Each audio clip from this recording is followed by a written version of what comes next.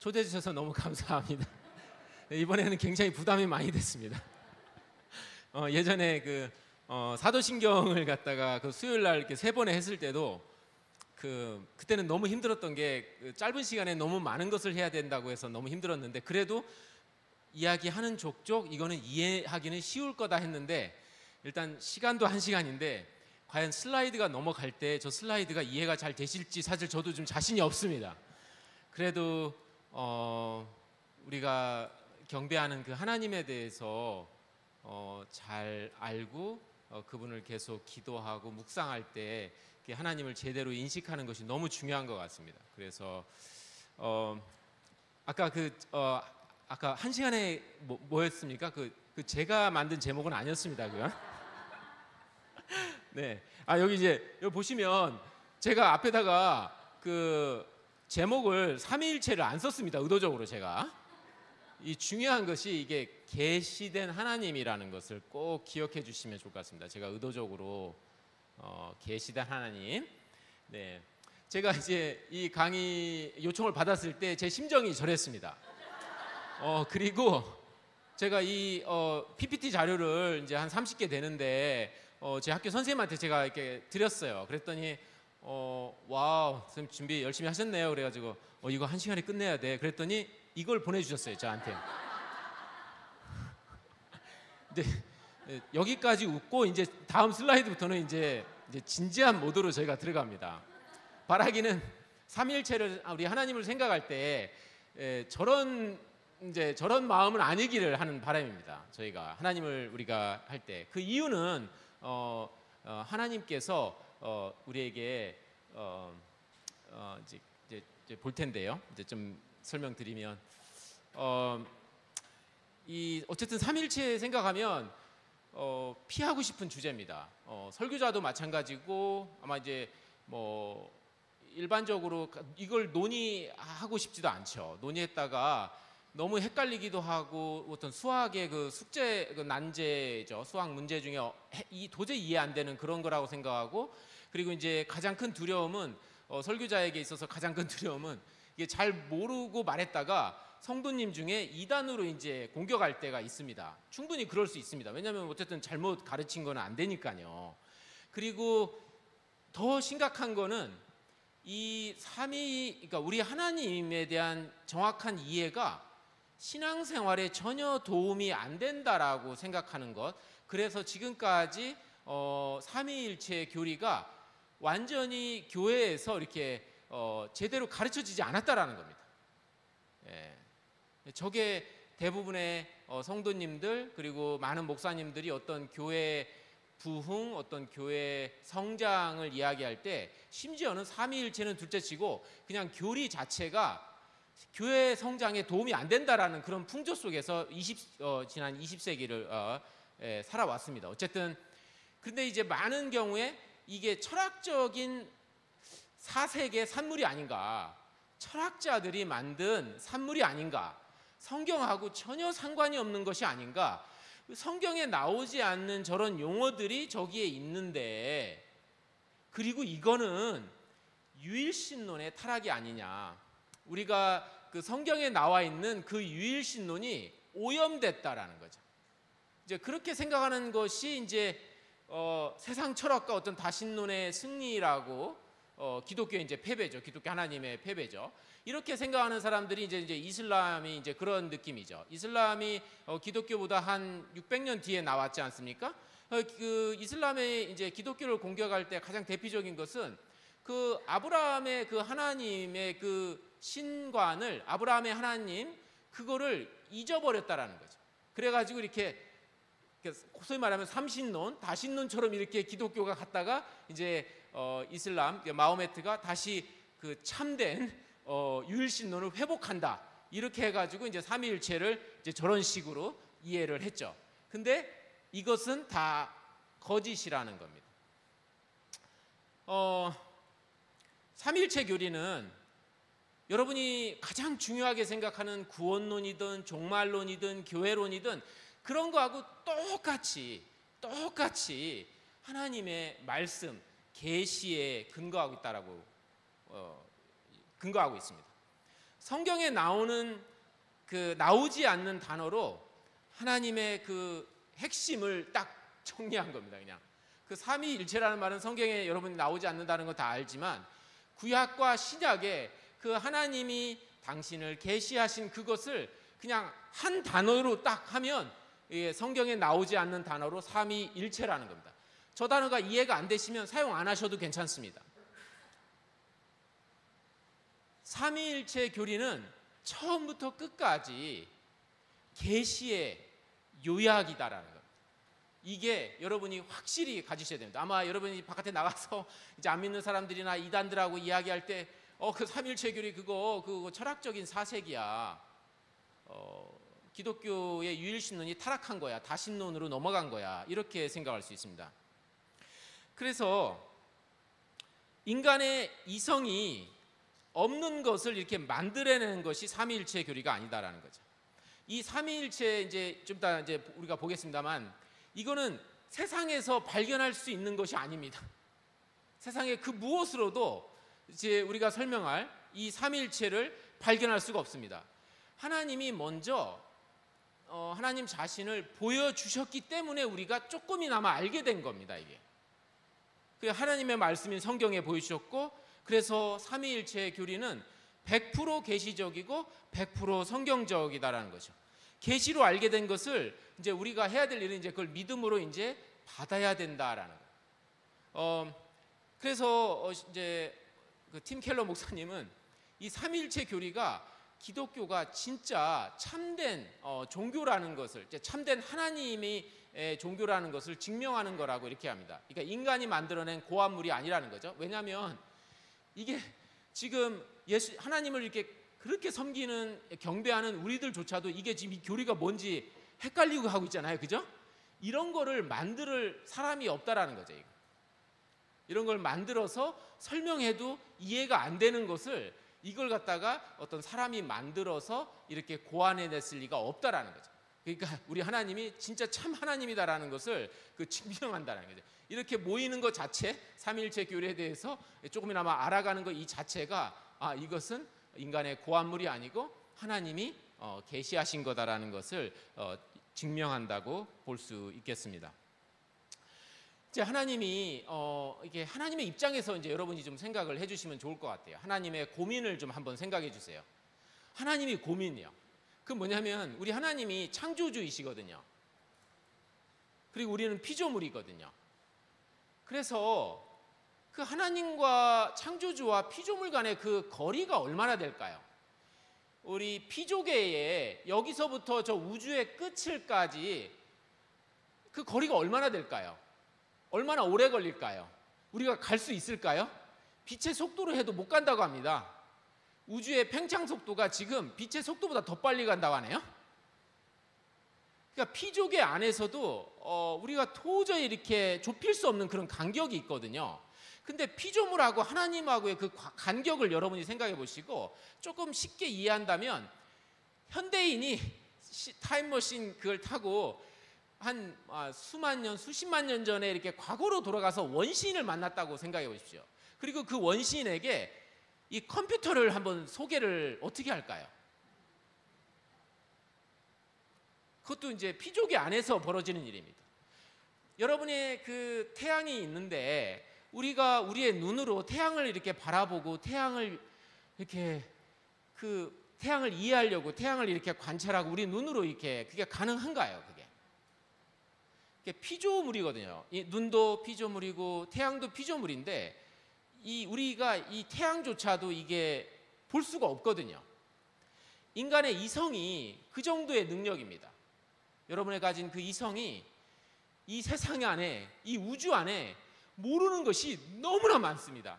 설명할 수 없는 것도 너무나 많습니다. 근데 그것 때문에 여러분이 잠 못 이루거나 그러진 않잖아요. 그죠? 이제 삼위일체에 대해서 모른다고 해서 이렇게 좌절할 필요가 없습니다. 우려하실 필요가 없어요. 어떤 면에서는 당연한 거예요. 하나님께서 그냥 알려주신 만큼 이해가 안 돼도 그걸 이렇게 믿음으로 이렇게 받으시면 되는 거예요. 아시겠죠? 그래서 이게 이해가 안 되는 게 어떤 면에서는 너무 이 세상에 있는 걸로 이렇게 설명해야 되는데 우리의 경험상 우리의 경험으로는 이게 설명이 안 되는 부분이 있다라는 것을 이제 말씀드리겠습니다. 한 2살짜리 어린애에게 부모님이 소통할 때 한번 생각해 보십시오. 10살 때 소통하는 언어, 그리고 20살 때 소통하는 언어, 그거를 여러분이 생각하시면 좋을 것 같습니다. 그 아이의 수준에 맞춰서 이렇게 대화하고 소통해 가시는 그 하나님, 우리의 어떤 노련한 의사처럼, 노련한 교사처럼 그 환자와 그 학생의 수준에 맞춰서 이제 하나씩 이렇게 드러내 주는 거죠. 지금 더하기 빼기가 안 되는 학생에게 미분 적분을 얘기할 수가 없는 겁니다, 여러분. 근데 하나님에 대한 하나님이 하나님을 이렇게 계시하실 때 미분 적분보다 더 어려울 수도 있거든요. 우리 하나님이. 예. 그래서 이 계시가 필요하고, 그리고 이 계시는 점진적으로 한꺼번에 다 드러내 줄 수 없다라는 것을 여러분이 이해를 하시면 좋을 것 같습니다. 자, 이제 그러면 이제 그 구약부터 하나님이 어떻게 계시하시는지 한번 보겠습니다. 여러분이 다 알고 있는 내용입니다. 사실은 구약에서 하나님이 어떻게 계시를 하셨나요? 창세기 1장 1절에 보면 태초에 하나님이 천지를 창조하셨다. 우리 하나님이 창조주이시거든요. 모든 만물을 지으신 분이 우리 하나님이세요. 그리고 신명기 6장 4절에 여러분 잘 아시는 이스라엘아 들으라, 우리 하나님이 여호와는 오직 유일한 여호와시니라. 그래서 구약에서 그렇게 이제 오랜 시간 하나님이 여러 가지 가르침을 주셨지만 그 핵심 중에 핵심은 창조주요 구속자인 참 하나님은 오직 한 분이시다. 이거를 먼저 이제 가르치는 겁니다. 이게 일종의 더하기, 빼기, 곱하기, 나누기라고 생각하시면 되겠어요. 아직 이제 삼각함수, 미분, 적분 아직 거기는 안 갔습니다. 가장 기본은 아마 여러분은 이거는 다 우리가 동의를 하실 것 같아요. 이거는 어려움 없어요. 근데 하나님이 이걸 계시해 주셨죠. 그래서 유일신론이라고 합니다. 유일신론. 근데 이제 유일신론에 대해서 그 이스라엘 백성들이 잘 이해를 했나요? 저 말 이해하고 실천을 했습니까? 아닙니다. 끊임없이 하나님 외에, 그 참 하나님, 한 분이신 하나님 외에 그냥 다른 신들을 끊임없이 찾아서 섬겼습니다. 신이 또 있다고 이렇게 섬겼죠. 그래가지고 그 세상에서 그 당시 이스라엘 주변에 있는 나라들의 그런 신관, 다신론에 대한 추구와 그로 인해서 결국은 심판을 받고 약속의 땅에서 쫓겨났습니다. 그래서 쫓겨났죠. 586년인가요? 남한국까지 이제 망해서 쫓겨났다가 다시 이제 돌아왔죠. 70년 후에. 이제 그러면서 자기들의 우상 숭배했던 그 죄악들, 오직 하나님은 한 분이시다, 참 하나님은 한 분이시다, 이거를 이제 뒤늦게 깨닫고, 그래서 구약의 한 이제 세례 요한이 나올 때까지 이제 이스라엘 백성들에게 있어서 참 하나님은 한 분이시다, 이 부분은 이제 큰 무리 없이 받아들여진 겁니다. 이제 여기서 이제 신약으로 들어가는 거죠. 이제 새로운 계시가 이제 나오는 겁니다. 이제 더하기, 빼기, 곱하기, 나누기에서 이제 조금 놀라간 함수가 나오는 거죠. 그래서 신약에 놀라운 것은 뭐냐면 그 한 분 하나님, 그 참 하나님에게 아들이 있다라는 겁니다. 여러분이 그 아들이 아마 누군지 잘 아실 겁니다. 예수 그리스도죠. 하나님의 아들로 오신 예수 그리스도고요. 그리고 하나님의 아들로 오신 그 예수님이 그 참 하나님을 아버지로 이렇게 부르십니다. 이 그 하나님의 아들이라고 이제 예수님이 이제 예수님을 이제 하나님의 아들로 이렇게 생각하셨고 그렇게 이제 지칭하셨는데, 문제는 이제 그 하나님의 아들이라는 타이틀이 구약에도 하나님의 아들이라는 표현이 있습니다. 그게 누구냐면 이스라엘을 하나님의 아들이라고 이렇게 표현했습니다. 이스라엘은 아버지고 이제 부모고 이제 그 아들 이스라엘 백성들, 또는 그 다윗의 자손들, 다윗의 그 뒤를 잇는 다윗의 왕 이후의 왕들을 있죠. 그 왕들을 하나님의 아들이라는 표현을 썼습니다. 근데 지금 여기서 예수님이 하나님의 아들이라고 예수님이 이렇게 당신을 가리키실 때, 그때는 친아들이라고 가르치는 겁니다. 그런 적은 구약에 절대 존재하지 않았다라는 거예요.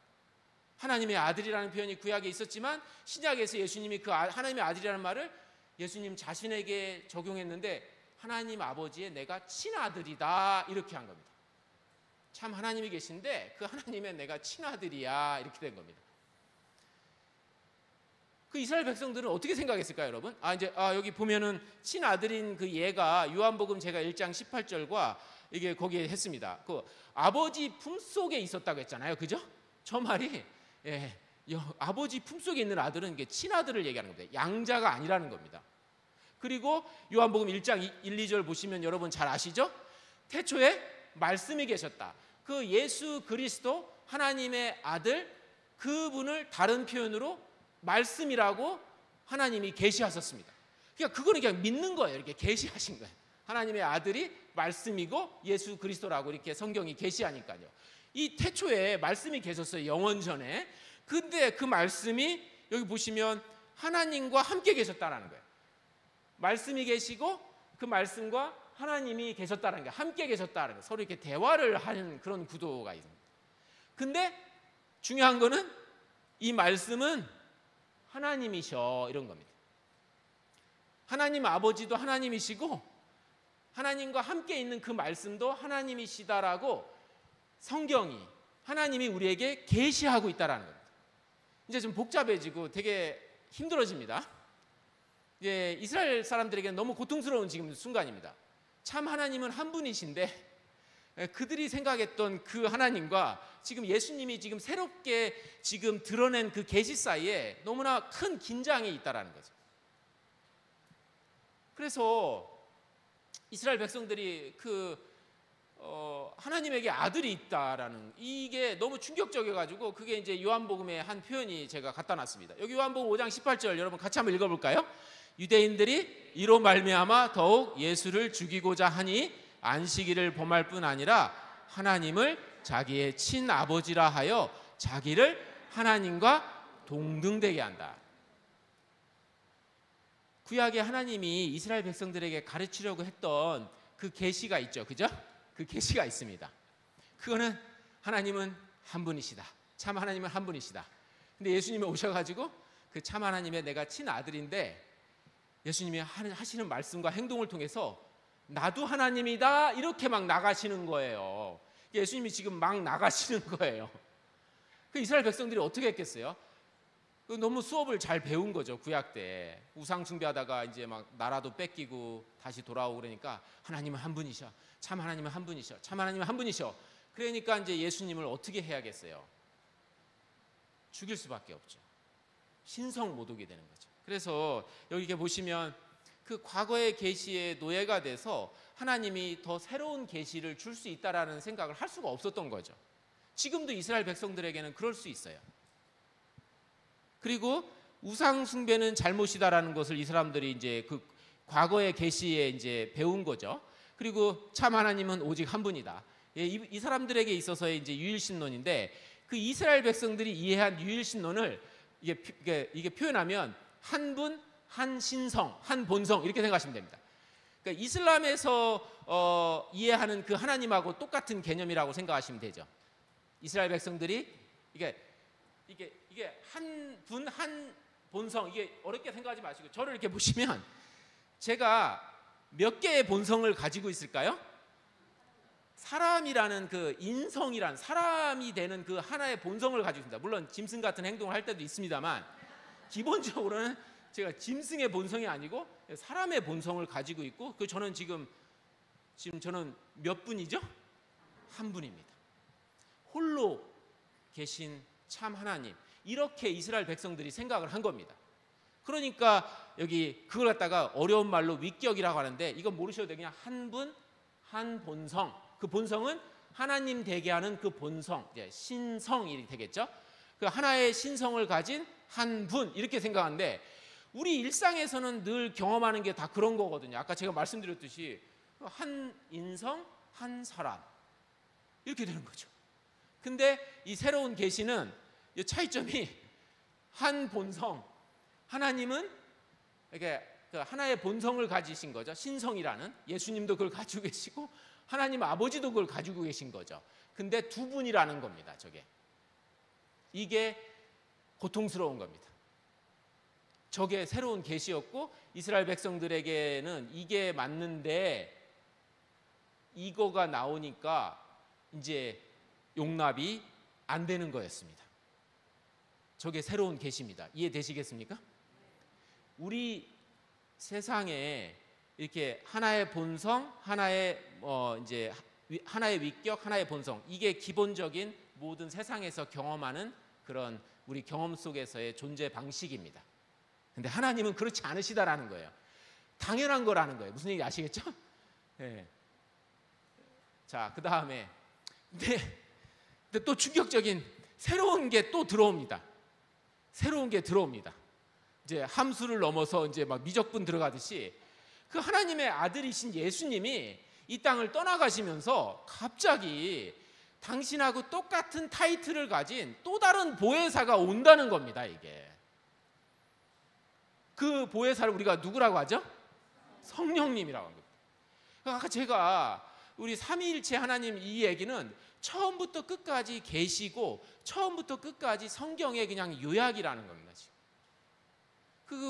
그래서 여기 요한복음 16장 7절에도 보시면 이제 내가 그를 너희에게 보내리라. 이 보혜사, 이제 또 다른 보혜사. 예수님도 보혜사인데 이제 또 다른 보혜사죠.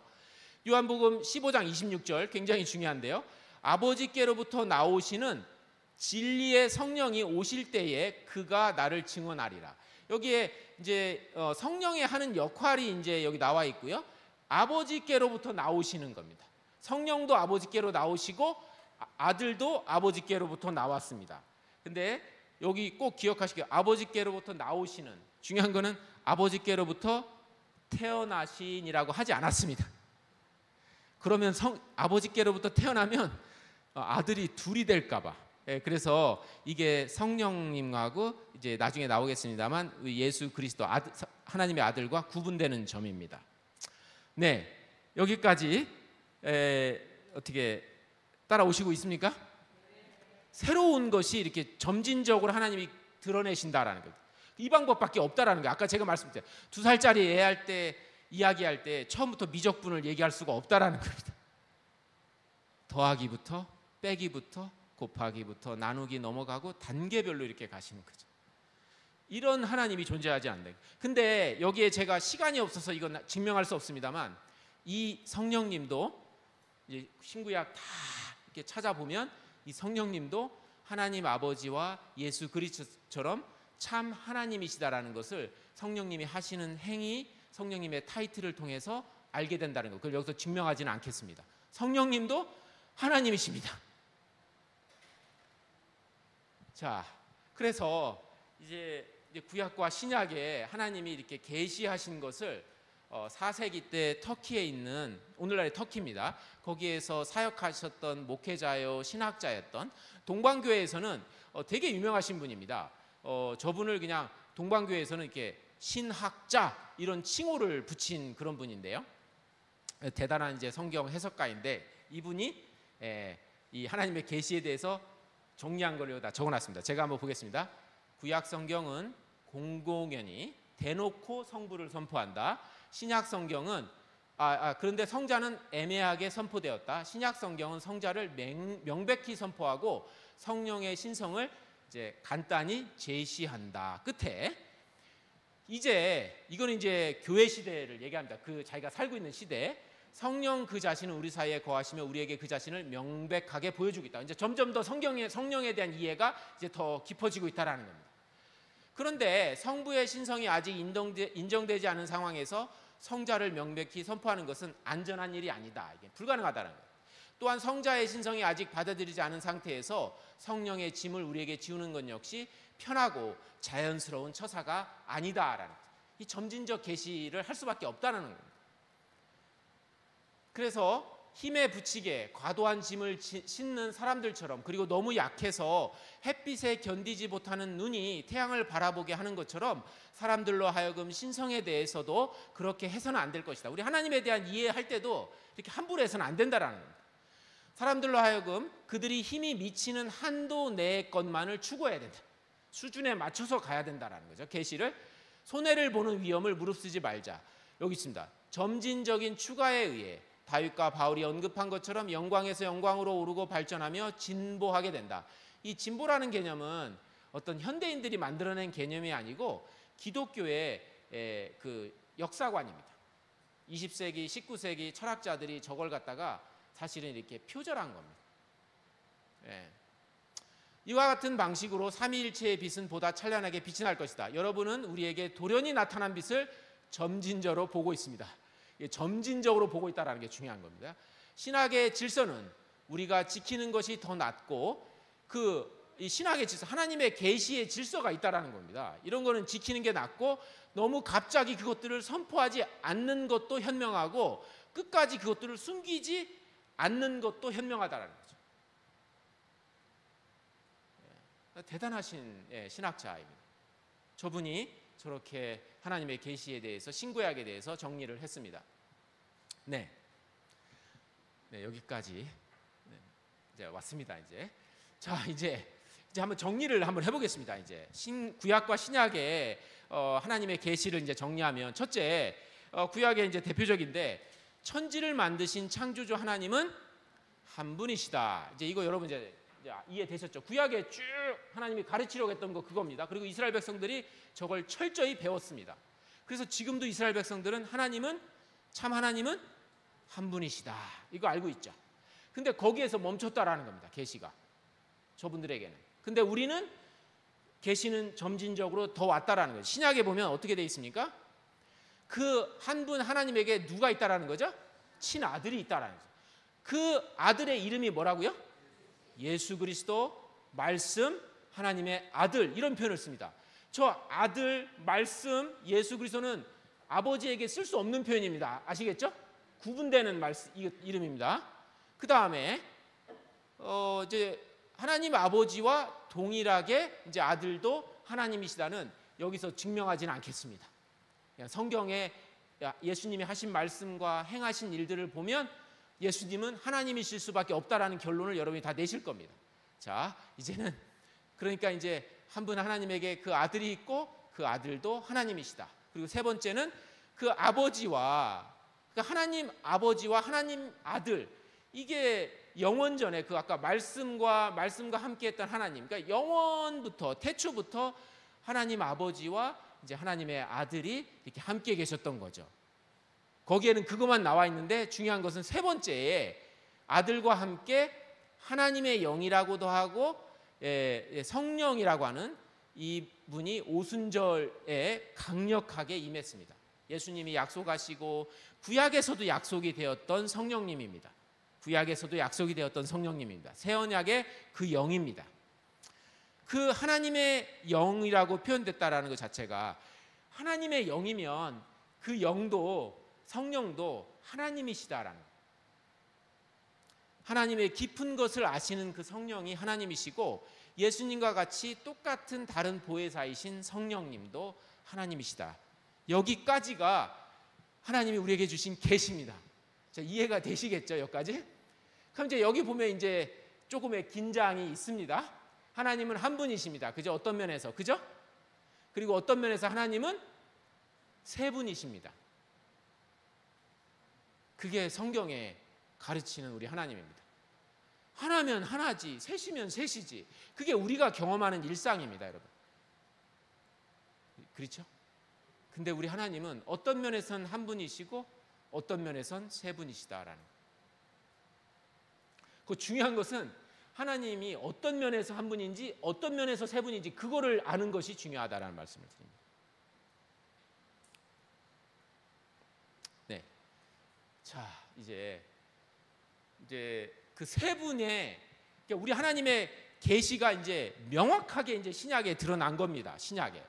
여기서 기억하실 것은 여러분이 오해하시면 안 되는데 그 하나님이 구약에서 신약으로 넘어가면서 아버지, 아들, 성령 이렇게 계시하면서 막 하나님이 막 이렇게 아들을 막 만드시고 시간의 순서에 따라서 성령을 만드시고 이렇게 막 하나님도 막 성장하고 그런 것이 아닙니다, 여러분. 그러니까 하나님은 영원 전부터 아버지, 아들, 성령, 이렇게 그 하나님이십니다. 이렇게 아시겠죠? 그거를 우리가 이해할 수 없어서 조금씩 이렇게 지금 이렇게 계시하신 것 뿐입니다. 그러니까 여기에 세 분이 명백히 등장한다고 해서, 그리고 이전에는 세 분이 명백하게 등장하지 않았다고 해서, 예전에는 구약에는 아버지만 계셨고 신약에는 아들이 계셨고 그 다음에 조금 예수님 간 다음에 성령님이 그때 계셨고, 그렇게 생각하시면 안 된다라는 얘기입니다. 늘 아버지, 아들, 성령님은 영원전부터 영원까지 늘 성부 하나님, 성자 하나님, 성령 하나님으로 늘 계셔왔는데, 우리가 경험할 때 그분의 계시를 통해서 점진적으로 더 우리가 알게 된 것뿐이라는 것입니다. 이해되시겠습니까? 그래서 신약에서 여기 보시면 신약에 아버지, 아들, 성령님이 한꺼번에 등장하는 곳이 많지는 않은데, 그 중에 하나가 바로 여기 세례 장면입니다. 여러분. 이 세례 장면 여러분 잘 아시죠? 그죠? 여기 볼까요? 어디 볼까요? 일단 하나님의 아들 누가 등장하고 있습니까? 예수님이 계시고요. 그 다음에 하나님의 성령이 비둘기처럼 이렇게 지금 내려오고 계시고요. 그죠? 그리고 중요한 것은 하늘로부터 소리가 있습니다. 이건 지금 누가 얘기하시는 거죠? 이게 누군가요? 이분이? 하나님 아버지일 것 같아요. 왜냐하면 뒤에 내 사랑하는 아들이요 이렇게. 이 세 분이 구별되어서 실제 하신다라는 거예요. 이단들 중에서 이제 하나님은 그 이슬람이나 이제 유대교처럼 믿으면, 야 하나님이, 예수님이 이제 예수를 잠깐 이 땅에 있다가 다시 올라가 가지고 아들아 하다가 또 다시 내려와서 세례받고, 그렇게 할 수가 없다라는 겁니다. 무슨 얘기 아시겠죠? 예수님은 예수님이고 하나님 아버지는 하나님 아버지시다라는 거죠. 그래서 이렇게 이제 근데 여기서 그 이 예수님, 성령님, 이제 하나님 아버지를 이제 우리가 세 위격이라는 표현을 쓰는데, 어렵게 생각하지 않으셨는데, 여기서 보면 하나님, 하나님, 하나님, 이제 이 부분은 이제 한 분 하나님을 지칭하는 거고, 여기 이제 또 다른 이제 아버지, 예술, 이제 성령인데, 그 위격이라는 이제 삼위 위 그래가 쓰는데, 이거 모르셔도 되고요. 대신에 저 단어를 이제 초대교회에서 삼위일체 논쟁을 할 때 교부들이 썼을 때 가장 저 단어에다가 집어넣고 싶은 생각은 딱 두 가지였습니다. 위격이라고 하면 그 말은 모르셔도 돼요. 제가 한글 사전으로 위격 찾아봤는데 그 읽어도 모르겠더라고요. 근데 어쨌든 중요한 것은 무슨 얘기를 하고 싶은 거냐면, 구별됨이 있다라는 겁니다. 아버지는 아들이 아니고 성령도 아니고, 아들은 아버지도 아니고 성령도 아니고, 성령은 아버지도 아니고 아들도 아니고, 그 구별됨이 있다라는 거. 그리고 그 중요한 것은 이게 이 이름들이 이름뿐인 그런 존재가 아니라는 겁니다. 이게 그러니까 실제로 존재하는 존재라는 겁니다. 그게 이 위격의 그 초대교회 교부들이 사용할 때 의미입니다. 그러니까 여러분이 위격 생각하면 세 분의 구분되는 개별적 실체들이라는 거예요. 서로 개별적이라는 겁니다. 그런 의미입니다. 그게 그냥. 그러니까 아버지가 실제로 존재한다라는, 그러니까 실제로 존재하는 아버지, 실제로 존재하는 아들, 실제로 존재하는 성령, 이렇게 된다는 거죠.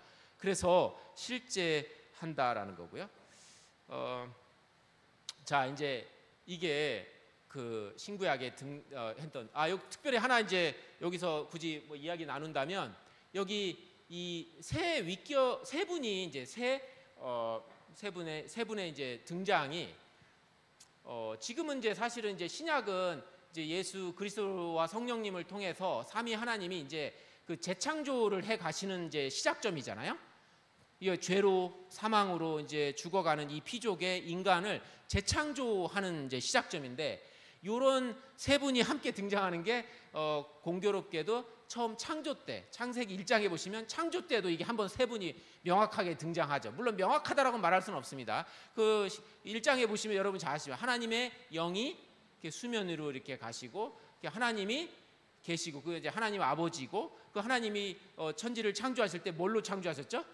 말씀으로 이렇게 하셨죠. 그래서 창조 때 세 분이 함께 일하시고, 이제 재창조 때 함께 일하시는데 그때 한 점하고 여기 한 점하고 그 중간에는 세 분이 함께 하지 않았다라고 생각하시면 안 된다라는 얘기를 합니다.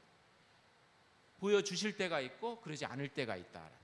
그리고 대부분의 경우에 신약에서도 그 계시의 특성을 보면 대부분의 경우는 아버지하고 아들이 이렇게 주로 이렇게 계시가 많이 됩니다. 성령님은 이렇게 뒤에 순서적으로도 세 번째이기도 하고 이렇게 아버지하고 아들이 많이 언급되는데 성령은 그 자리에 안 계시고 이렇게 뒤에 계십니다. 그 나중에 좀 보여드리도록 하겠습니다. 네, 자 이제 그러면 이제 하나님의 계시는 두 가지 방향이 있다라는 거죠. 두 가지 축이 있다라고 이렇게 보셔야 됩니다. 두 가지 축. 이건 어쩔 수 없는 우리의 한계인 것 같습니다. 일단은 하나님은 한 분이시다. 저게 계시의 한 축이고요. 이제 그렇죠. 하나님은 한 분이시다. 이제 우리에게 그 신관을 이야기할 때 무신론이 있죠. 하나님은 없다고 하는 데가 있고, 그리고 또 하나 신관 중에 이제 다신론이 있습니다. 신들은 많다. 근데 일단 기독교는 기본적으로 하나님은 한 분이시다. 유일신론에 들어갑니다. 근데 문제는 이슬람이나 유대교하고 다른 유일신론입니다.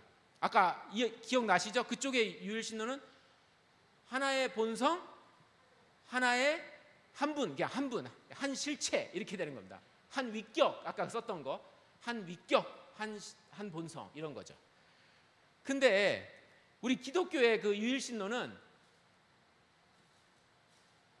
셀 수 있는 유일신론입니다. 이게 사실 이게 이해할 수 없는, 이게 말도 안 되는 것 같은데 그냥 이해는 안 되는데 셀 수 있는 유일신론이라는 겁니다.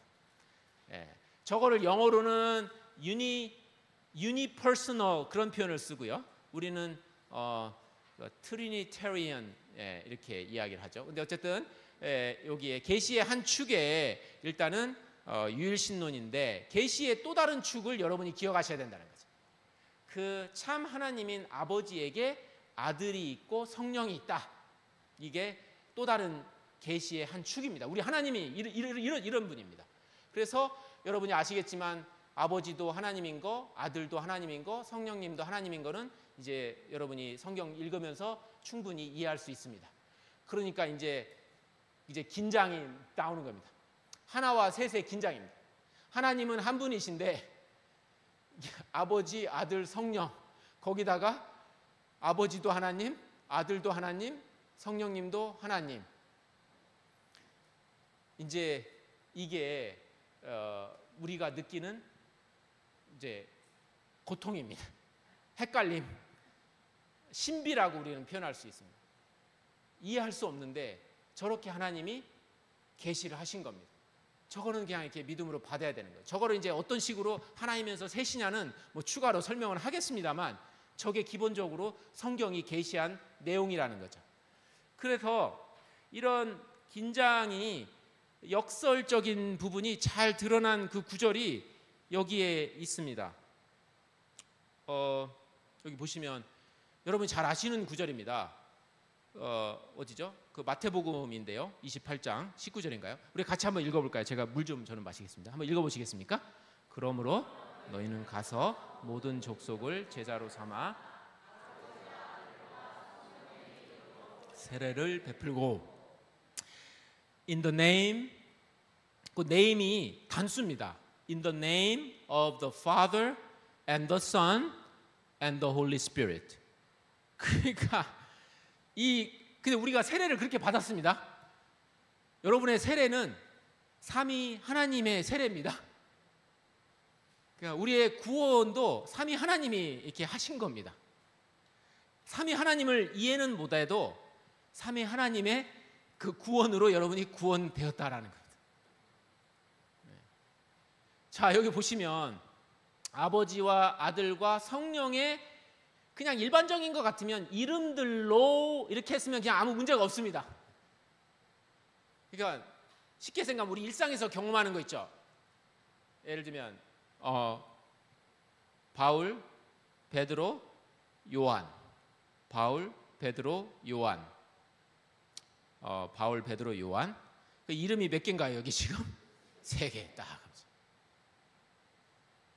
다 다르죠, 그죠? 그 여기서도 아버지와 아들과 성령의 이름들로 하면 뭐 삼위일체 이 수업을 할 필요가 없습니다, 우리가. 근데 여기다가 이름 이렇게 했습니다. 그리고 앞에는 뭐 당연히 새 이름입니다. 새 이름입니다. 앞에는 새 이름, 뒤에는 한 이름. 그래서 우리 하나님, 여러분이 우리 하나님을 이해할 때 아까 계시의 두 축을 이야기했듯이 우리 하나님에게는 두 개의 이름이 있습니다. 우리 하나님에게는 두 개의 이름이 있습니다. 여러분에게는 하나의 이름이 있습니다. 별명은 여러 개 있을 수 있어요. 근데 우리 하나님에게는 두 개의 이름이 있다. 이렇게 기억하시고, 그러면 이 이름과 이름들의 그 신비를 이제 우리가 믿음으로 이제 받아들이는데 저 부분을 조금이나마 이해할 수 있는 없을까 한번 보도록 하겠습니다. 여기서 이 이름은 아버지와 아들과 성령이 공동으로 공유하는 이름입니다. 이게 뭘 것 같습니까? 이게 뭘 가리킬 것 같습니까? 하나님을. 이거는 아버지는 아버지라는 타이틀은 아버지만, 아들은 아들만, 성령은 성령님만 가질 수 있는 이름입니다. 좀 더 보도록 하겠습니다. 자, 여기 보시면 성령에 계시된 하나님은 두 가지 이름을 가지고 계시다. 아버지와 아들과 성령이 공유하는, 똑같이 공유하는 이름이 있습니다. 아버지에게 그 이름을 붙이면 아들에게도 당연히 붙여야 되는 이름이 있죠. 그 이름이 뭐다? 하나님이다라는 거죠. 여러분이 하시고. 하나님이다. 근데 요거는 이제 우리가 일상에서 경험한 것으로 가져다가 놓은 거고 성경에는 굳이 없습니다. 근데 우리 아까 제가 말씀드렸듯이 우리 인간의 본성, 우리를 인간 되게 하는 그 본성을, 인성을 제가 가지고 있습니다. 그래서 제가 이제 한 사람이 된 거죠, 이렇게.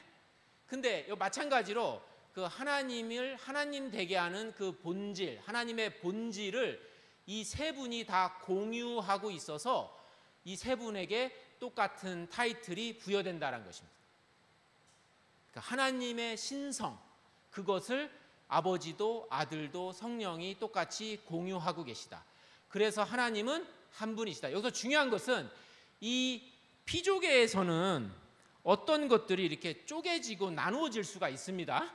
무슨 이렇게 쪼개고 막 10조각 낼 수도 있습니다. 분리될 수가 있는데 하나님의 본질, 하나님의 그 본성, 뭐 이럴까 할까, 하나님의 그 본체라고 할까요? 그 하나님을 하나님 되게 하는 것은 나누어질 수 있다 없다? 그것은 하나의 나누어지지 않는 똑같은 본질을 공유한다. 동등되고 똑같다라는 겁니다. 딱 하나의 그 본질. 그래서 저것 때문에 이 하나의 나누어지지 않는 동일한 본질을 아버지와 아들과 성령이 똑같이 공유하기 때문에 아버지와 아들과 성령은 똑같은 신적인 속성을 공유한다. 이거. 아버지가 거룩하면 아들도 거룩하다. 성령님도 거룩하다. 아버지가 전능하면 성령님도 전능하다. 아들도 전능하다. 이거. 왜? 이유는 그 근거는 똑같은 신성을 공유하기 때문에 그렇다는 거예요. 아버지와 아들과 성령이 똑같은 타이틀을 공유하신다는 거예요. 아까 하나님도 들어간다고 했죠. 우리가 아들에게 주라고 쓸 수 있습니까? 없습니까? 주님이라고 우리 아들에게 쓸 수 있어요? 없어요? 있죠. 있습니다. 성령님에게 주님이라고 할 수 있어요? 없어요? 있어요. 있어요. 아들에게 창조주라고 할 수 있어요? 없어요? 있습니다. 신성을 공유하기 때문에. 성령님도 우리가 창조주라고 할 수 있습니까? 없습니까? 있습니다. 하나님 아버지는 말할 것도 없고요. 세 번째, 신적 행동, 타이틀만 아니라 아버지가 심판하신다, 심판자이시다. 맞습니까? 아들도 심판하신다. 맞습니까? 그건 하나님의 영역이거든요. 성령님도 심판하신다. 할 수 있습니까? 없습니까? 있습니다. 똑같이 공유하시는 것이 있다는 거죠. 만물을 지으셨다, 다스리셨다. 이것도 세 분에게 공이 들어갈 수 있는 표현들입니다. 여기서 중요한 것은 그 아버지와 아들과 성령이 공유하는 이 본질이 하나다, 나누어지지 않는 본질, 동일한 본질, 똑같은 겁니다. 똑같은 본질입니다. 그게 뭔지 모르겠는데 아마 여러분도 이런 말을 좀 그렇습니다. 여러분도 인간이시고 여러분도 인간이고 저도 인간이죠, 그죠? 그냥 뭔지 모르겠는데 인간 되게 하는 그 인성이 있는 겁니다. 그럼 다 똑같이 우리가 뭐 고릴라가 아니잖아요. 저희가 뭐 어떤 사람이 무슨 뭐 코끼리가 생겼다, 토끼가 생겼다 하지만 그건 우리는 인성을 가지고 있는 거다. 하나의 그 동일한 인성을 가지고 있는데 어쨌든 하나님에게 이렇게 그렇게 이해하시면 좋을 것 같습니다. 자, 이렇게 되고 그 다음에 자, 아버지와 아들과 성령의 이름으로 했는데 아까 두 가지 이름을 이제 우리 하나님이 가지고 있는데 첫 번째는 세 분이 똑같이 공유하는 이름인데 이번에는 각자만 가지는 이름입니다. 그러니까 혼자만 가지시는 이름이에요. 공유하지 않는 이름입니다. 아버지의 이름을 아들이 가질 수 있어요, 없어요? 성경의 계시를 보니까 그렇게 가질 수 없다라고 나와 있습니다. 성령이 아버지가 될 수 있어요, 없어요? 없습니다. 성령은 성령님이고 아들은 아들이고 아버지는 아버지라고 명확하게 성경이 구분을 해서 계시해 놓고 있습니다. 그래서 이 세 분이 아까 말했죠. 그 위격이라는 표현 어려우면 쓰지 마는데 그 아버지, 아들, 성령을 그 개별적인 구분되는 개별적 실체 이렇게 생각하십니다. 실제로 존재하시는 분이에요. 그래서 그 각각의 위격은 개별적 이름에 걸맞게 각자 하는 일이 다르다라는 겁니다. 아까 각자가 아니죠. 똑같이 하는 일이 있습니다. 성경에 보면 아버지, 아들, 성령이 똑같이 하는 일이 있는데 성경에 보면 아버지만 하는 일이 있고 아들만 하는 일이 있고 성령님만 하시는 일이 있다라는 겁니다. 그 대표적인 것이 아버지는 출생하지 않으신 분으로 나와 있습니다. 아버지니까. 아버지가 또 다른 아버지에서 이렇게 낳았다라는 표현이 없습니다. 근데 이 아버지의 특징이 뭐냐? 모든 좋은 것의 수여자. 심지어 예수님과 성령님도 누구로부터 나왔다고 했죠? 하나님 아버지로부터 나왔다고 했잖아요. 아까 그 요한복음에. 그래서 예수님이 가지고 계신 모든 것, 심지어 예수님의 그 신성, 하나님 되시는 것도 그 모든 것들을 다 누구한테 받았다? 아버지로부터 받았고, 하나 아버지로부터 받지 않은 것은 아버지 됨만 빼고. 이해되시겠습니까? 여러분이 가지고 있는 모든 것들은 다 이 근원은 아버지다. 그래서 아버지를 이제 우리 신구약 성경에서 보면 모든 것의 근원자, 그게 우리 하나님 아버지에게 딱 맞는 표현이라는 거죠. 이해되시겠죠? 그리고 예수님은 특징이 낳으신 분입니다. 출생하신 분이에요. 아들이시니까. 그죠? 그래서 이분만이 사람이 되셨습니다. 아버지가 사람이 되시지 않았습니다. 성령님이 사람이 되지 않으셨고, 십자가에 돌아가신 분도 누구시다? 예수님만 십자가에 돌아가신 분이고, 부활하신 분은 누구시다? 예수님이십니다. 그리고 성령님은 아까 하나님 아버지로부터 나오신 분, 그거를 갖다가 우리가 발출이라고 합니다. 진리의 영이라는 그런 표현도, 그런 이름이 있습니다. 진리의 영, 그런 이름이 있고, 그리고 예수님, 그 성령님이 하신 것은 그 예레미야와 에스겔서에, 제가 시간이 없어서 그 본문은 가지 않겠습니다. 예레미야와 에스겔서 보면 성령님이 이 새 언약에 대한, 그때 하나님이 새로 이제 하나님의 영을 보내주시는데, 그때 하나님의 율법을 우리 마음판에 새기는 것을 성령님이 하신다. 또는 돌 같은 마음을 이렇게 부드러운 살과 같이 만드시는, 마음을 변화시키는 그분이 누구시다? 성령님이시다. 일단 그렇게 성경에서 계시하고 있습니다. 그래서 이렇게 두 가지 이렇게 특성이 있습니다. 성부 하나님, 이제 성자 하나님, 성령 하나님. 이제 아버지도 하나님, 아들도 하나님, 성령님도 하나님. 아버지와 아들과 성령은 한 하나님. 이제 여러분, 이제 고통스러운 건 이제 뭐냐면, 아니 아까 아버지도 하나님, 아들도 하나님, 성령님도 하나님이면 혹시 신약 성경에서, 왜냐면 아버지도 하나님, 아들도 하나님, 성령님도 하나님이니까 세 하나님이 딱 맞거든요. 이게 사람 한 명, 사람 두 명, 사람 세 명 하면 우리 일상에서 경험하는 것은 몇 사람? 세 사람. 그러니까 이게 이렇게 되면 이게 굳이 이게 이런 수업이 지금 필요가 없는데, 아버지도 하나님, 아들도 하나님, 성령님도 하나님인데 신약에 어디를 뒤져봐도 새로운 계시로 인해서 이제 하나님은 한 분이 아니고 몇 분이다? 세 분이다라고 이렇게 바꾼 구절이 성경에 있습니까? 없습니까? 없어요. 그래서 이 새로운 계시에도 불구하고 여전히 성경은 유일신론을 유지하고 있다. 하나님은 한 분이시다를 유지하고 있다라는 겁니다. 그래서 이제 대표적인 이제 구절이 에베소 4장 3절에 5절인데 주도 한 분이요, 믿음도 하나요, 세례도 하나요, 하나님도 한 분이시니. 그래서 아버지 하나님, 아들도 하나님, 성령님도 하나님인데 아버지와 아들과 성령은 한 하나님이고 세 하나님이 아니다가 계시를 통해서 우리가 알게 된 데이터의 요약이 되는 겁니다. 여기서 이제 왜 세 하나님이 아니냐는 아까 우리가 봤던 그 핵심 중에 핵심은 하나에 나누어지지 않는 그 동일한 본질을 가지고 계신다. 창조주 하나님의 그 본성, 그 본질은 이게 우리 피조계에서 막 이렇게 우리가 이렇게 막 어떤 거를 막 이렇게 쪼각내듯이 그렇게 쪼개질 수 없는 거라는 거죠. 이렇게 생각할 때 이렇게 하나의 큰 태양을 생각하시면 될 것 같습니다. 통째로 이렇게 하나님의 큰 태양을 그 하나의 그게 하나님의 본질이라면 태양으로 만약 그걸 생각한다면 그걸 하나님 아버지도 똑같은 거 가지고 있으면 예수님도 그 똑같은 크기에 똑같은 동일한 그 하나님의 본질을 가지고 있고 성령님도 그걸 가지고 계시다는 거죠. 근데 우리는 그걸 세 개로 개별적으로 볼 수밖에 없는데 그거는 그냥 하나다라는 거죠. 이게 신비에 우리가 들어와 있다라는 거고요. 이 이성으로 도저히 이해할 수 없다라는 거죠. 어떻게 하나이면서 셋이 되는 자.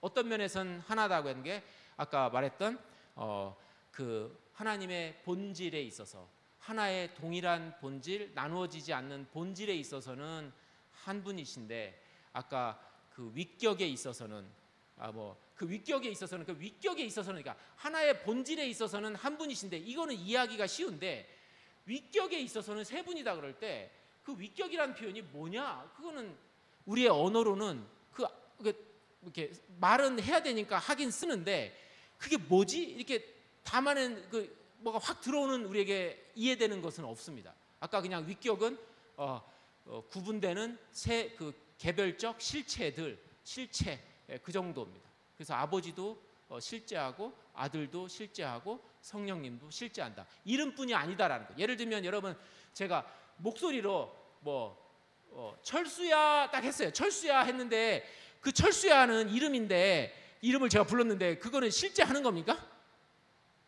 좀 이따가 그 목소리가 제가 한 것이 어떻게 돼요? 그거는 사라지고 없어지는 거예요. 그런 의미에서의 그 이름이 아니고 실제로 존재하신다라는 거예요. 실제로 존재하신다. 영원부터 영원까지. 근데 그 세 분이 실제로 존재하는데 근데 한 하나님이야. 그게 우리가 계시로 받은 겁니다. 저거를 죽었다 깨나도 사람이 만들어낼 수 있을까요? 없습니다.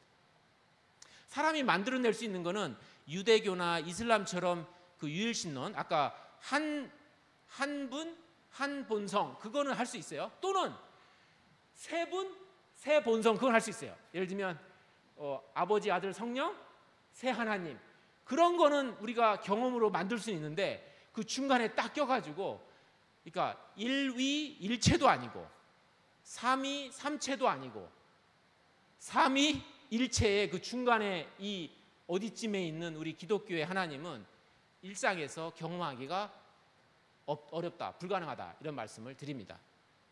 자, 네. 그래서 삼위일체를 접근할 때 여러분이 꼭 기억해야 될 거는 계시의 두 축을 항상 기억하고 접근해야 된다는 거예요. 둘을 다 잡고 이렇게 접근해야 되는데 문제는 여러분 제가 앞을 보고 있으면 제가 뒤를 볼 수 있어요, 없어요? 없습니다. 이게 어떻게 안 되잖아요, 이게. 우리 인간은 그렇습니다. 이런 인간이 하나님이 한 분이면서 세 분인 거를 동시에 원래 다 그냥 하나 셋을 그냥 딱 이렇게 경험해 이게 느껴져야 되는 게 안 되거든요.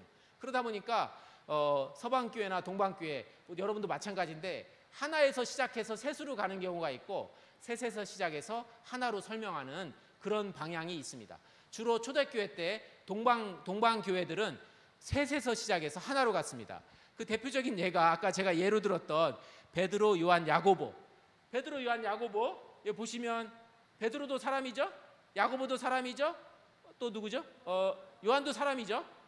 우리가 뭐 베드로도 우리가 아까 우리 걸로 갖다 하면 아버지도 하나님, 뭐 아들도 하나님, 뭐 그런 식입니다. 지금 이거 다 사람이에요, 그죠? 근데 여기는 다 인성을 공유하긴 하는데 우리 일상에서 쓰는 언어는 저거 개별적인 이름이에요. 그 베드로는 절대 요한이 아니고 요한도 야고보는 아니에요. 여기까지는 아버지, 아들, 성령 이런 게 잘 설명이 되는데 문제는 이거 몇 사람이에요? 이게 세 사람이죠. 그리고 베드로, 요한, 야고보는 여기 동일한 공간에 동일한 장소에 딱 같이 똑같이 쓸 수가 없잖아요, 그죠? 완전히 이건 나누어진 거잖아요, 그죠? 그러니까 이게 한계가 있어요. 물론 이제 니사의 그레고리도 이 하나님에 대한 삼위일체를 설명하기 위해서 이런 걸 갖다 쓰지만 이게 불완전한 것을 여러분이 인식하시면 돼요. 근데 여기서 설명해주기 좀 약간 삼위일체를 이해하는데 도움이 되는 그런 게 한두 가지씩 들어있잖아요, 그죠? 그것만 건지시면 됩니다. 알았죠? 마찬가지로 동방교회에서는 어거스틴이 이제 대표적인데 하나님이 한 분이시다를 설명을 잘했어요.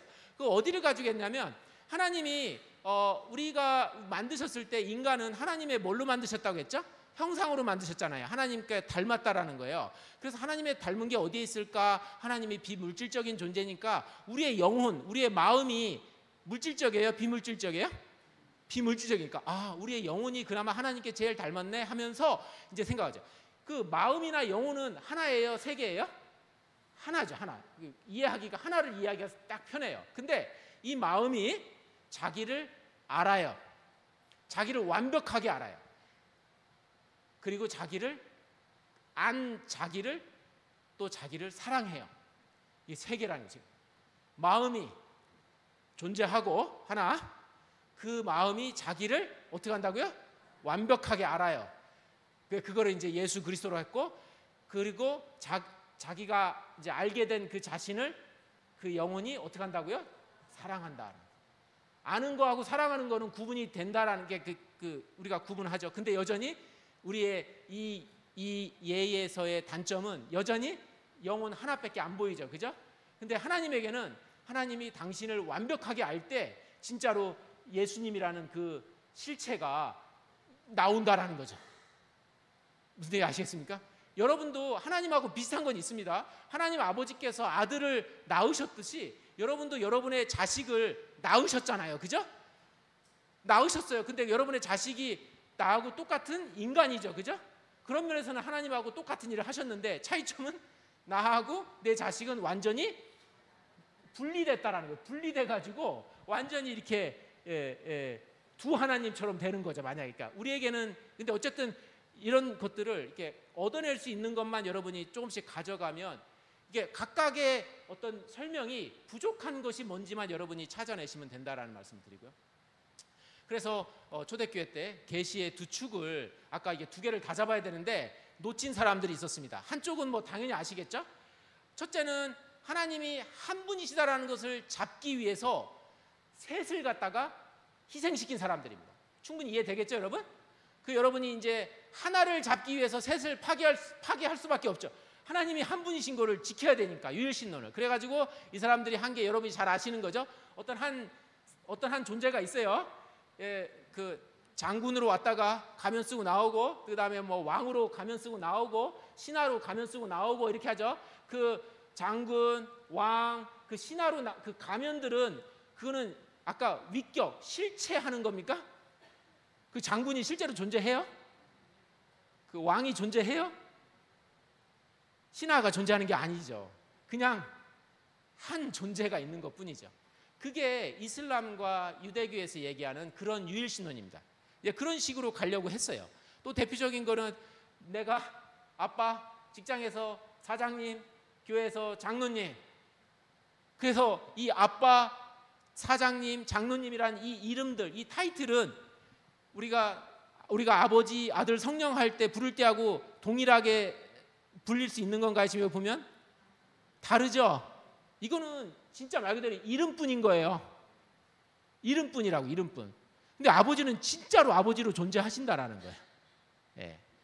그래서 이런 사람들을 군주 신론자라고 했습니다. 여러분 군주 아시죠? 한 나라를 다스리는 한 명의 왕이 있는 거, 그런 식으로 생각하면 돼요. 셋을 죽였다 이렇게 생각하시면 되고, 그럼 이제 또 하나 다른 축은 뭔지 아시겠죠? 이제는 아버지, 아들, 성령이 실제로 존재하는 분들이야. 이걸 잡기 위해서 그럼 이제 뭘 희생해야 되겠어요? 그러면 이제 이 세 분이 실제 이걸 하다가 이제 한 분 하나님이라는 것을 희생하는 그런 케이스가 나옵니다. 예를 들면 이런 거예요. 여기 보면 아버지도 아들도 실제 하는데 그 한 분 하나님을 잡아야 되는데 이거가 이제 확실하니까 이걸 확실히 잡았어요. 이건 확실히 잡았는데 한 분 하나님을 잡으려고 어떻게 했냐면 이렇게 한 거예요. 그 세 분 중에 아버님만 참 하나님, 진짜 하나님, 그 대문자 G, God, 그리고 나머지 아들하고 성령은 약간 신적이긴 한데 또는 피조물로 이렇게 간주하자 이렇게. 그러면 아들하고 성령이 피조물이면 저기에서 하나님은 몇 분이에요? 한 분이죠, 한 분. 그래서 여기 지켰잖아요. 하나님을 한 분이, 참 하나님은 한 분인 걸 지켰는데 문제는 아들과 성령에 뭘 죽인 거예요? 신성을 죽인 거예요. 아들하고 성령은 하나님이 될 수가 없는 거예요. 이런 사람들이 이제 우리가 종속론이라고 하고 또는 삼신론이라고 이야기를 합니다. 그 삼신론은 이제 최고로 높은 하나님, 그다음에 이제 좀 급이 낮은 예수, 또 급이 더 낮은 성령, 이렇게 가는 거죠. 그러면 일단은 참 하나님은 몇 분이다? 한 분. 그렇게 간 사람들이 있습니다. 저것도 잘못됐다라는 거예요. 여러분이 잘못된 것만 이해하고 계시면 그러면 될 겁니다. 그래서 삼일체 설명을 할 때 여러분이 이제 삼일체 이 일상에 있는 거 가지고 삼일체를 설명할 수 어떻게 할까 하는데 그냥 기본적인 가이드라인은 이렇습니다. 일단 계시, 창조주 하나님하고 피조물은 다르다. 그래서 일상에서 우리 성경에 계시된 그 한 분이면서 세 분인, 그러니까 어떤 면에서 한 분, 어떤 면에서 세 분인 이거를 설명할 수 있는 건 없습니다. 없어. 일단 없다라는 거 인정하시고, 그러나 삼위 하나님이 이 피조계를 다 만드셨기 때문에 이 피조계 전체는 삼위 하나님의 이렇게 흔적이 다 있다라는 겁니다. 그러니까 다시 말하면 하나이면서 셋, 그런 단일성과 다양성이 이 피조계 안에 다 여기저기 흔적들이 있다는 겁니다. 물론 하나님을 그걸 통해서 이게 하나님이네 그렇게 말할 수는 없습니다. 그렇지만 삼위 하나님이 모든 걸 지으셨기 때문에 이 피조계를 통해서 삼위 하나님의 흔적들을, 그림자를 여러분이 만날 수 있다는 거죠. 그래서 여러분이 잘 아는 이 단일성과 다양성이 이 세상의 모든 돌아가는 원리입니다. 여러분의 몸, 제가 몸이 몇 개예요? 하나죠. 근데 제 안에 지체가 몇 개예요? 여러 개 있죠. 우리 하나님의 단일성과 다양성의 우주, 너무나 다양하죠? 근데 우주가 몇 개예요? 하나, 이렇게 해서. 하나의 우주와 그 속에 다양한 우주. 그러나 계시된 하나님을 완벽하게 설명할 수 있는 것은 없다. 어떤 예를 사용하든 계시의 두 축을 기억하라. 그래서 하나와 셋을 여러분이 딱 기억하면서 어떤 예를 사용하든지 둘 중에 하나 어딘가가 부족한 거를 여러분이 찾아내면 된다라는 겁니다. 자, 그래서 하나와 셋으로 이제 부족한 거 인정하고 셋을 잘 설명하지만 하나를 놓치는 경우가 있고, 반대로 하나를 잘 설명하는데 셋을 놓치는 경우도 있습니다, 여러분이. 얘들 중에서. 자, 이제 박호선 목사님이 몇 가지 질문들 막 이런 것들 때문에 성도님들이 좀 힘들어할 수 있는데 이런 것들 한번 답을 한번 몇 가지 한번 해볼까? 이렇게 한 거죠. 이게 목사님의 질문입니다. 하나님 아버지가 우리를 위해서 십자가에 죽어주셔서 감사합니다. 저렇게 감사기도 했어요. 맞아요? 틀려요? 틀리죠. 이거 고유하게, 그러니까 아들만 하시는 것이 십자가에서 죽으신 건 아들만 하신 겁니다. 자, 주님이라고 부를 때 우리는 누구를 생각하며 부를까요? 누구를 생각합니까, 여러분? 그 컨텍스트에서, 성경 본문에서 이게 구체적으로 아들이나 성령이나 아버지인 것이 명확하지 않으면 그냥 주라고 하면 세 분을 다 가리킨다, 이렇게 보시면 됩니다. 근데 그 컨텍스트에서 하나님이 등장하고 주가 등장하면 이때 하나님은 하나님 아버지를 가리키고 이때 주는 예수 그리스도를 가리키는구나, 그렇게 하고, 그냥 구약에서 갑자기 하나님이 뭐 하셨다 딱 그래가지고 앞뒤 전후 본문 상관없이 그냥 하나님이 뭐 하셨다 그럴 때는, 그때는 그 하나님을 생각할 때 누구를 생각해야 된다고요? 아버지일 수도 있고 아들일 수도 있고 성령님일 수도 있고. 그렇게 이해되시겠습니까? 네. 이 주라는 것은 세 분이 다 하나님의 신성을 공유했기 때문에 붙일 수 있는 이름이라는 거고요. 자, 하나님의 본질은, 이거는 좀 어려울 수 있습니다. 하나님의 본질은 아버지이다. 예, 아니요, 어떨까요? 이거는 하나님의 본질은 아버지이다. 틀릴까요? 맞을까요? 저걸 하나님의 본질을 아버지라고 하면, 예라고 하면 문제가 뭐냐면, 하나님의 본질이 아버지가 되면 예수님하고 성령님은 하나님이 될 수가 없다. 예, 그렇게 됩니다. 자, 기도는 누구에게 할까요? 기도는 누구에게 할까요? 일반적으로 성경에 게시된 거에 일반적인 기도의 패턴은 성령의 능력으로 예수님의 이름으로 하나님 아버지께 기도합니다. 그거는 약간 그 개별적인 이름을 가지고 관계 속에서 주로 나온 이제 그럴 때 기도하는 방법이 있고요. 아까 계시는 두 축이 있다고 했잖아요. 하나의 공유된 이름을 가지고 이야기할 때도 있습니다. 다시 말하면 예수님과 성령님이 두 분 다 하나님이시다라는 전제 하에서 예수님께 성령님께 기도할 수는 있습니다. 무슨 얘기인지 아시겠죠? 근데 기본적으로 예수님이 우리에게 가르쳐준 기도의 패턴은 요 위에 건데, 이거는 그 삶 위에 개별적인 이름을 가지고 이제 이렇게 기도하는 거고, 예수님과 성령님, 예수님 이렇게 할 때는 예수님이 하나님이다라는 것을 여러분이 생각하면서 기도하는 거고, 왜냐하면 피조물에게 기도할 수는 없잖아요, 그죠? 그리고 설사 여러분이 예수님과 성령님께 기도했다 하더라도 이 전달은 아버지께로 간다, 이렇게 하셔야 되고, 기도 끝에 예수님의 이름으로 기도한다라는 것의 의미와 중요성인데요. 이거는 기도는 삼위 하나님, 그러니까 삼위 하나님의 그런 개념 속에 이게 존재하는 거죠. 이게 아까 저 홀로 유아 독존하는 어떤 그런 유일신론이 아니라 우리가 하나님 아버지께 나아갈 때 예수님의 이름으로 이렇게 나아간다라는 겁니다. 그러니까 삼위 하나님의 기본적인 그런 우리 하나님의 그런 틀 속에서 기도도 이렇게 기도가 삼위 하나님의 그런 기본 틀에서 이루어지고 있다라는 거죠. 구원도 마찬가지입니다. 좀 이따가 혹시 볼 수 있는가 보네요. 여기 마찬가지 보면 중보자하고 대제사장이신 아들을 통해서만 아버지께 나아가는 겁니다. 이게 기본적으로 우리 하나님이 그렇게 계시하셨어요. 구약에서도 여러분이 잘 보시면 모세와 아론을 통해서 중보자와 대제사장을 보시죠. 하나님이 직접 이스라엘 백성과 이렇게 만나지 않으시고 중보자와 대제사장을 통해서 하나님이 이렇게 만나시거든요. 그것이 신약에 그대로 반영이 되어 있고 기도에도 그대로 되어 있다. 아들만이 아버지를 알 수 있고 계시할 수 있다. 화목 제물로 우리가 화평을 한다. 이런 삼위 하나님의, 그러니까 그 기도를 받으시는 아버지 하나님, 그리고 중보자, 대제사장, 이런 것들이 삼위 하나님 안에 있다라는 것이죠. 기도도 삼위일체를 설명하기 위해 신자들이 쉽게 사용할 수 있는 비유들 평가. 물, 얼음, 수증기, 뭐 이런 건 어떨까요? 물, 얼음, 수증기 이렇게 했는데요. 물, 얼음, 수증기 하면 꼭 세 개가 있는 것 같지만 저거는 하나를 지키기 위해서 셋이 전혀 설명이 잘 안 되죠. 이렇게. 그리고 물, 얼음, 수증기가 여러분 아시겠습니다만 아버지가 아들로 바뀌었다가 아들이 이렇게 성령님으로 바뀌고 그런 게 아니거든요. 아버지는 영원히 아버지고 아들은 영원히 아버지고 성령님은 영원히 성령님이시고 막 이러니까, 그러니까 저런 것들이 어떤 그럴 약간 그런데 아까 아빠, 남편, 부장님 이런 것도 이제 문제가 있다고 했고요. 예를 들면 사과, 배, 감 세 개네요, 그죠? 사과, 배, 감 이런 거 세 개죠. 세 개는 설명이 되지만 이게 하나가 될 수가 없죠, 그죠? 하나의 동일한 본성을 소유하고 있고 인격체도 아니고 이거 완전히 나누어져 있죠. 그리고 이거 피자 세 조각 어떻습니까? 피자 한 판 세 조각 한번 생각해 보시죠. 피자 한 판 세 조각 이런 건 어떤가요? 그거는 문제가 세 조각은 세 개 같은데, 문제는 아까 봤듯이 하나의 동일한 본질을 똑같이 소유하고 있거든요.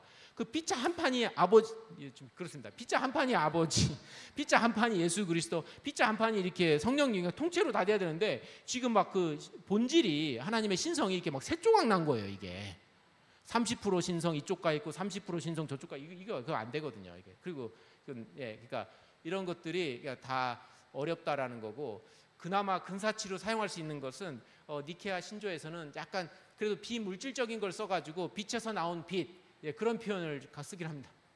빛에서 나온 빛. 예, 그러면 이제 빛에서 나온 빛 그래가지고 예, 빛 하나 또 다른 빛, 아버지에서 나온 아들, 이제 그런 식으로 니케아 신조에는 있고, 세 개의 태양 또는 태양에서 빛이 있고 태양의 열기가 있고, 그 태양과 빛과 열기가 서로 순서적으로 존재할 수는 없죠. 동시에 딱 똑같이 존재하고 어떤 영원성 같은 거 설명하는데 조금 도움될 수 있고, 이게 구분은 될 수 있으나 문제는 이 세 개가 동일한 본질을 지금 공유하고 있지 않다라는 겁니다. 태양은 태양이고 빛은 빛이고 열은 열이기 때문에 그렇습니다. 네.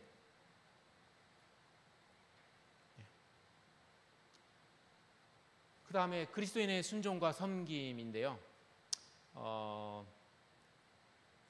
그 하나님의 아들 예수 그리스도, 하나님 아버지, 이 관계가 영원한 관계라는 겁니다. 영원히 우리 하나님은 하나님 아버지 아들로 이렇게 계셔서 어떤 우리가 일상에서 경험하는 순종의 의미가 이게 나쁘게 지금은 사용되는데, 우리 하나님의 우리 하나님이 아들이 아버지를 순종하는 것이 굉장히 자연스럽다라는 것.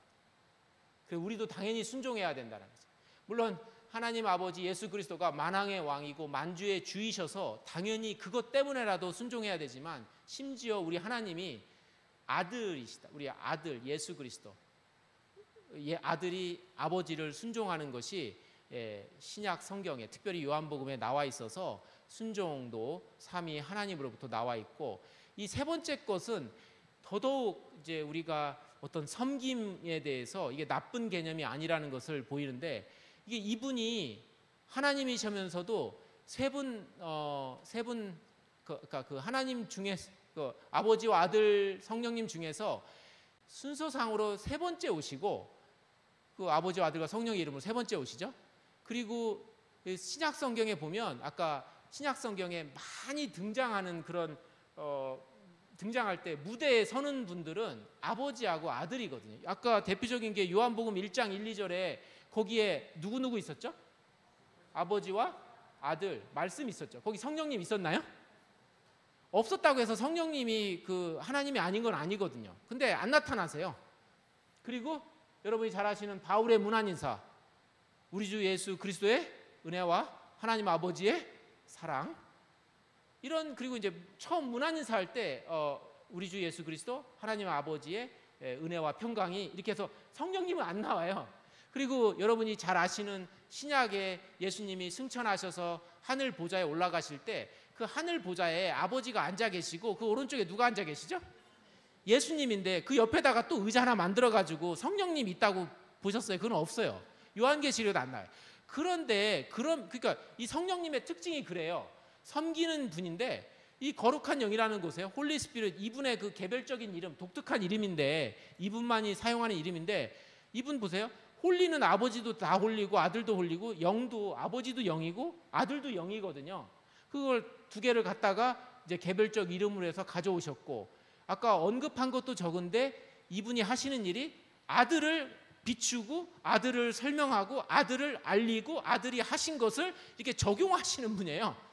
그러니까 아들을 위해서 이렇게 뒤에서, 그러니까 여러분도 아마 그런 거 해봤을 거예요. 신학 공부하다가 이렇게 신앙생활 하다가 내가 아버지에 대해서는 좀 알겠고 아들에 대해서도 알겠는데 성령에 대해서는 내가 왜 이렇게 모르지? 그냥 그분이 그러신 분이에요.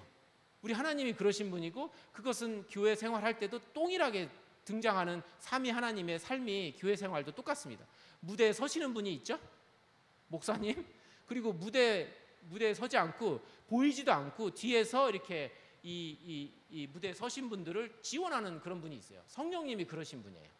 그분도 하나님이시다라는 거. 그래서 그리스도인의 순종과 섬김이 아들 하나님과 성령 하나님의 그 속에 들어가 있고, 우리도 그렇게 살아가는 것이 당연하다, 이런 말씀을 드립니다.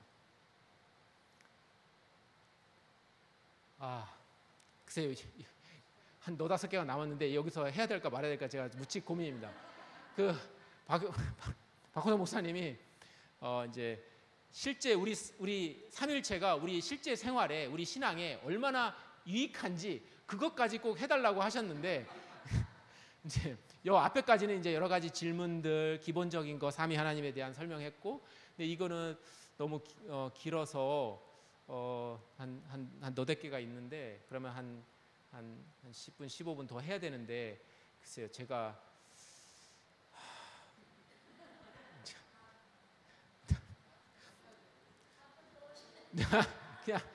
제가 그냥 하겠습니다. 여러분 오늘만 좀. 네. 삼위 하나님하고 도대체 이게 나하고 무슨 상관이고 우리 신앙생활에, 교회 생활에 무슨 상관이냐, 이런 질문을 할 수가 있습니다. 아까 말했듯이 이건 철학적인 사색이고 교회 어떤 목회에 전혀 도움이 안 된다 이렇게 생각하는데, 중요한 것은 삼위 하나님에 대한 이 부분이 없으면 창조, 구속, 하나님의 여러분의 자녀됨, 그러니까 아무것도 안 된다라는 것을 말씀드리고, 대표적인 한 예가 하나님이 우리가 찬양할 때 좋으신 하나님, 그 찬양을 하잖아요. 참 좋으신 하나님 이거 하잖아요. 세상의 모든 신이 좋지 않습니다, 여러분. 우리 하나님이 좋으신 이유는 왜 그렇다고요? 우리 하나님이 영원 전부터, 우리 하나님은 아버지시라는 거예요.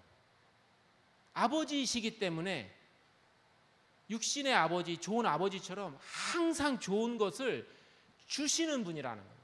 그래서 모든 것을 주시는 것, 그래서 우리가 다 누리고 있는 것을 이분이 우리가 주셨기 때문에 그렇다. 아버지이기 때문에 그렇다는 거예요. 우리 하나님을 좋으신 하나님이라고 고백하는 그 유일한 이유는, 우리가 이 모든 것을 누리는 이유는 우리 하나님이 아버지이시기 때문에 그렇다. 그 다음에 우리 하나님은 사랑이시다라고 하잖아요. 우리가 하나님의 본질이 사랑이라고까지 이야기를 합니다, 요한 1서에. 근데 진짜 우리 하나님이 사랑이라고 말할 수 있어요. 왜냐하면 아까 삼위 하나님이었잖아요. 기억나시죠? 홀로 계신 하나님이 아니에요. 그 홀로 계신 유일신론이 아니라는 거죠, 이슬람처럼. 우리 하나님은 아버지, 아들 간에 끊임없는 사랑을 하셨어요, 영원전부터. 그래서 제가 거기에 갈 수가 없습니다만 요한복음 17장 꼭 나중에 읽어보십시오, 여러분. 여기 보면 창세전에 이 아버지와 아들이 끊임없이 그냥 너무나 사랑을 하셨어요. 너무너무 기뻐하셨어요. 너무너무 행복하셨죠.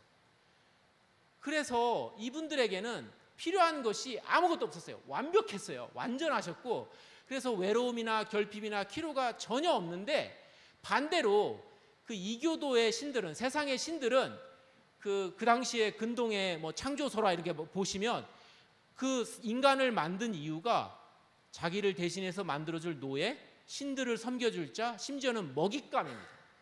그 세상의 신들은 우리를 통해서 얻기 위해서, 우리를 이용하기 위해서, 우리가 필요해서 만드는 거예요. 우리 하나님은 좋으신 하나님이고, 우리 하나님은 끊임없이 우리에게 이렇게 필요하지 않는데도 우리를 진심으로 사랑하시는 분이라는 겁니다. 영원부터 아버지, 아들, 성령이라는 거죠. 그걸 사랑의 강강수월래라고 할 수도 있습니다. 여러분 강강수월래 하시면, 제가 그렇게 우리 하나님은 강강수월래다 그 주장했다고 하시면 안 되고, 그냥 그 강강수월래 그 사람들이 그냥 서로 그냥 이렇게 엉켜서 그냥 너무너무 서로를 즐기고 서로 이렇게 사랑하고 기뻐하는 그거를 생각하시라는 얘기입니다. 그래서 하나님 아버지께서 세상을 창조하실 때 그것은 아버지에게는 도움이 되는 게 1도 없는 겁니다. 아버지에게는 유익한 게 아무것도 없어요. 아버지가 필요해서 지은 게 전혀 아니고 100% 다 우리의 유익을 위해서 하셨다라는 거죠. 그리고 궁극적으로는 하나님 아버지와 예수 그리스도 간의 그 영원한 사랑의 관계, 기쁨의 그 관계 속으로 우리를 초대하시는 것이 창조와 구속의 목표라는 겁니다. 그래서 그리고 우리의 구원과 양자되면 보시면, 여러분 중보자와 대제사장인 아들이 없으면 우리의 구원이 설명이 안 됩니다. 십자가에서 죽으실 분이 없어요. 저쪽에 이슬람의 그 알라가 죽으면 그 알라를 부활시킬 분이 누가 있어요? 없잖아요, 거기는. 우리는 예수님이 죽으시면 그분을 부활시키시는 하나님 아버님이 계시거든요. 그래서 심지어 양자됨, 우리가 어떤 단순히 이렇게 노예가 아니고 하나님이 우리를 구원하고 죄사함 받고 어떤 의롭게 되고 그냥 그걸로 끝나는 게 아니라 그냥 하나님 앞에까지 나갈 수 있는 거잖아요. 그 유일한 이유는 예수 그리스도가 하나님의 아들이시고 우리도 아들로 만드셨기, 양자의 영을 우리에게 주셔서 성령님을 통해서 하나님의 양자가 돼서 하나님 앞에 나아갈 수 있다 되는 거고, 아까 말했던 그 영원전의 그 세 분의 그 영원한 그 교제 속으로 우리를 초대하실 수 있다라는 겁니다. 그래서 삼위 하나님이 없으면 아무것도 설명이 안 된다라는 거, 우리의 신앙이. 그리고 이제 마지막으로 우리 인생의 목적, 우리 인생의 본질이 뭐냐 그럴 때 우리가 삼위 하나님의 교제 안으로 가는 겁니다. 요한복음 17장 제가 말씀드렸던 23절과 24절에 창세전에 아버지가 아들이 아버지를 그 사랑했던 그 관계 속으로 우리도 들어가도록 초대하시기 위해서 이제 창조와 구속이 있다라는 거고, 여러분의 현재의 삶 속에서 제일 중요한 것을 무엇에 둬야 되는지 삼위일체 하나님을 생각하십시오. 여러분의 방향은 여러분이 원하든 원치 않든 삼위 하나님의 교제 안으로 가는 겁니다. 그래서 여러분이 상호간에 사랑의 관계 속에 있는지, 공동체에 소속되어 있는지, 그리스도의 몸에 들어가 있는지 한번 돌아보시고, 삼위 하나님 속에는 자기 중심성이거나 자기 이익을 구하는 것은 전혀 존재하지 않고, 세상의 신들이 자기의 필요를 위해서, 이용해 먹기 위해서 사람들을 만들고 쓴다라는 겁니다. 그런 하나님이 아니다라는 거예요, 우리 하나님은. 삼위 하나님은. 그래서 삶의 본질은 개인주의나 무한 경쟁을 통한 적자생존이 절대 아니다라는 거예요. 그래서 인생의 본질은 삼위 하나님과의 사랑 속으로 내 삶의 중심에 너를 놓는 것. 이게 아버지가 아들에게 했던 거고, 아들이 성령님에게 했던 거고, 성령님이 하나님 아버지에게 했던 거죠. 아버지는 아들을 사랑하고, 아들은 성령님을 사랑하고, 성령님은 아버지를 높이고, 이런 속으로 우리도 우리 삶 속에 내가 우리 삶의 중심이 아니라 그냥 다른 사람들을 그 중심에 놓고 이제 사랑하는 거죠. 그런 삶이 삼위 하나님의 삶이다라는 말씀을 드립니다. 그래서 여러분이 이제 마지막 다 왔습니다. 이제 여러분이 성경 읽을 때 기독론적으로 읽어야 된다고 했죠. 신구약에서 예수님을 찾으라고 했죠. 그 너무 중요한 읽기입니다. 기독론적으로 성경 읽기, 더불어서 성경에서 삼위일체적으로 읽는데, 특히 하나님이 하신 일 중에 아버지와 아들과 성령이 공동으로 행하고 계신 그런 것들을 여러분이 찾으시고, 또 하나는 아버지와 아들과 성령이 각각 독특하게 혼자만이 하시는 것들을 여러분이 찾으시면 여러분의 그 구원받음과 하나님과의 그런 교제가 더욱 풍성해진다라는 말씀을 드립니다. 기독론적으로 읽으시고 삼위 하나님의 관점에서도 성경을 읽으시길 바라겠습니다. 그래서 삼위일체는 한 단어로 신구약의 계시를 정리하면 트리니티라고 하지만, 굳이 이 단어를 쓰기가 어려우면 칼빈은 이렇게 얘기를 했습니다.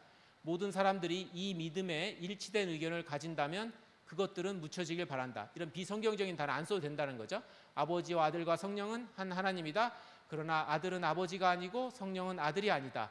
그들은 독특한 특성에 의해 구분이 된다. 저런 식으로 이야기를 하시든지 그래도 괜찮다라는 겁니다. 삼위일체라는 그 한 단어는 신구약을 그냥 딱 하나님에 대한 계시의 요약인데, 그거 일일이 이해 안 되면 저렇게 풀어서 이해하면 된다, 그런 거고요.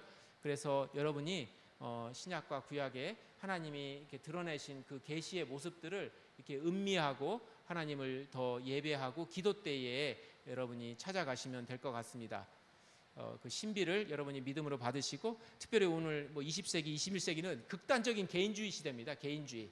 오로지 삼위 하나님을 제대로 인식할 때만 교회도 개인주의를 이겨낼 수 있습니다.